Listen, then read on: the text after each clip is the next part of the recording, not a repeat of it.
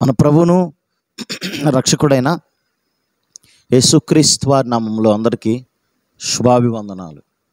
ప్రియమైన దేవుని బిడ్డలారా, ప్రతి ఉదయకాలమున మనము వాక్యమును ధ్యానించుకుంటూ ఉంటున్నాం.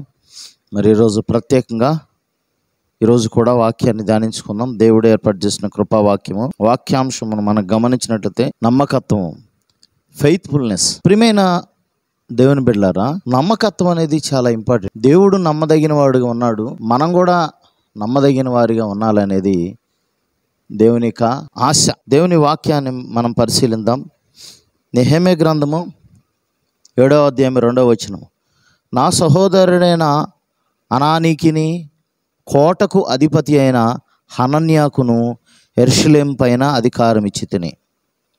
హనన్య నమ్మకమైన మనుష్యుడు, అందరికంటే ఎక్కువగా దేవుని ఎదుట భయభక్తులు గలవాడు.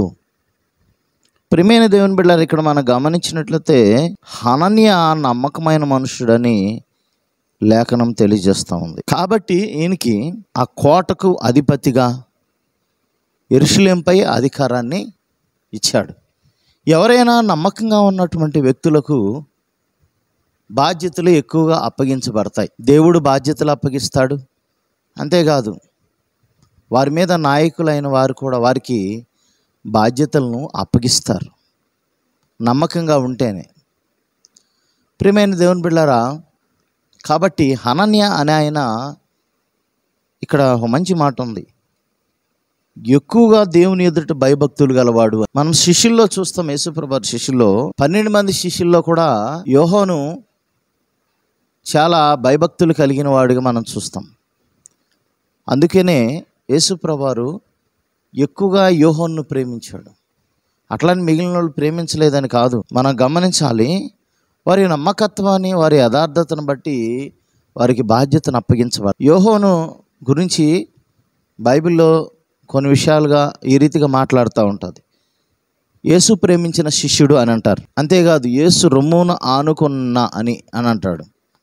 అంటే ఇట్స్ వెరీ నియర్. ఆయన చాలా దగ్గరగా ఉంటాడు ప్రభువుతో, నమ్మకంగా ఉంటాడు. కాబట్టి చివరి టైంలో యేసయ్య తల్లి మరియను ఆయనకు అప్పగించినట్లు మనం చూస్తాం.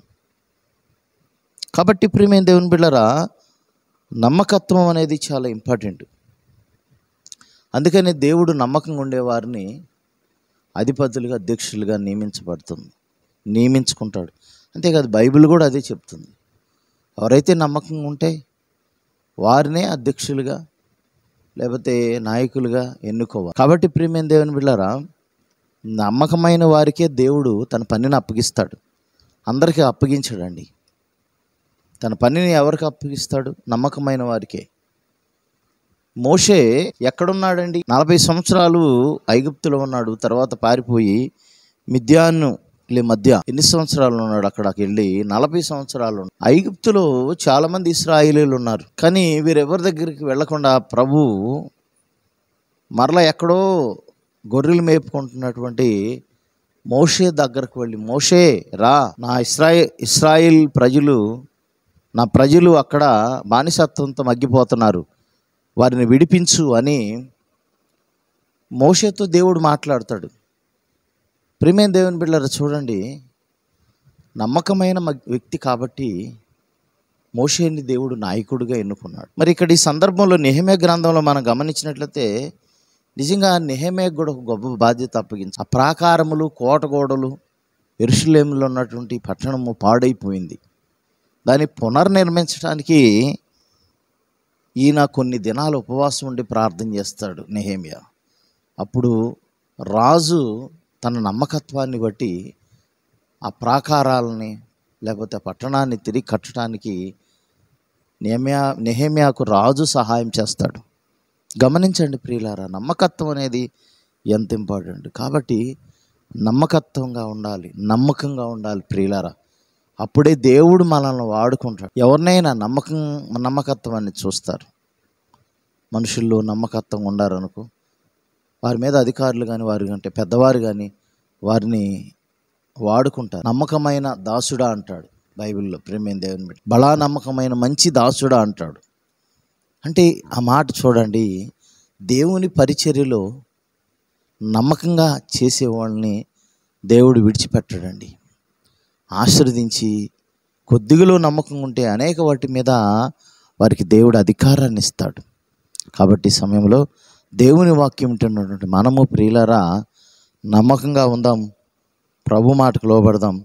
మరి అందరికంటే కూడా మరి గొప్ప నమ్మకంగా ఉన్నాడు హనన్య. మరి పేతురును గాడు నన్ను ప్రేమిస్తున్నావు అంటే అవును ప్రభు అన్నాడు. పేతురు యొక్క విధానాన్ని చూస్తాడు. నిజంగా పేతురు యొక్క మనసును చూశాడు దేవుడు. అందుకని ఆయనకు మరి నా గొర్రెలను మేపమంటున్నాడు. అదేవిధంగా నా గొర్రెలను కాయము, నా గొర్రెలను మేపమంటున్నాడు. చూడండి, గొర్రె పిల్లలను మేపమంటున్నాడు, గొర్రెలను కాయమంటున్నాడు, గొర్రెలను మేపమంటున్నాడు. అంతా మరి నమ్మకత్వం కలిగి ఉన్నాడు. కాబట్టి పేతురు కూడా చివరి టైంలో శిష్యుల్లో బెస్ట్ ప్లేస్కి వెళ్ళిపోతాడు ఆయన, ప్రేమైన దేవుని బిడ్డలారా. ఎందుకంటే ఆయన ప్రభు మీద సంపూర్ణంగా ఆనుకున్నాడు. కాబట్టి ప్రభువుకు నమ్మకంగా ఉందాం. అనన్య నమ్మకం ఉన్నట్లు దేవుని అందు అత్యధికంగా భయభక్తులు కలిగినవాడు కాబట్టి ఆయన అధిపతిగా నియమించబడ్డాడు. నువ్వు నిజంగా నమ్మకంగా ఉంటే దేవుని పరిచర్య నీకు అప్పగిస్తాడు, దేవుని బిడ్డలు నీకు అప్పగిస్తాడు దేవుడు. ఆ రీతిగా నమ్మకత్వంగా ఉందాం. బలా నమ్మకమైన మంచి దాసుడని పరలోకంలో గొప్ప ప్రతిఫలం పొందుకుందాం. దేవుడు ఈ పరిశుద్ధ వాక్యం దీవించిన గాక. ఆమెన్.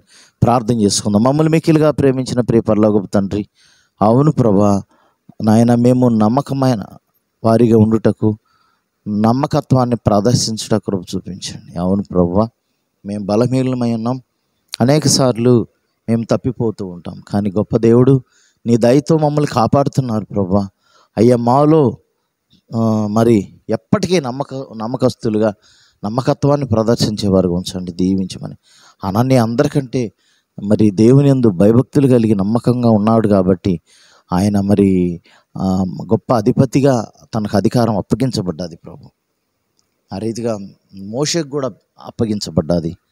ఆ రీతిగా మమ్మల్ని మీరు ఎన్నుకోవాలంటే మాలో నమ్మకత్వం దయచేయండి, సహాయం చేయమని యేసు పరిశుద్ధ నామమున అడిగి వేడుకొని ప్రార్థన చేస్తున్నాము తండ్రి. ఆమెన్. మన తండ్రి అయిన దేవుని ప్రేమ, ప్రభువైన యేసుక్రీస్తు వారి కృప, పరిశుద్ధాత్మ సంవత్సర చర్మనుకును సకల పరిశుద్ధులకును ఎల్లప్పుడూ తోడై నడిపించును గాక. ఆమెన్. అందరికీ వందనాలు. మరి కొద్ది కాలాన్ని కలుసుకుందాం మనందరం. దేవుడు మీ అందరిని దీవించి ఆశ్రయించి బలపరచును గాక. God bless you.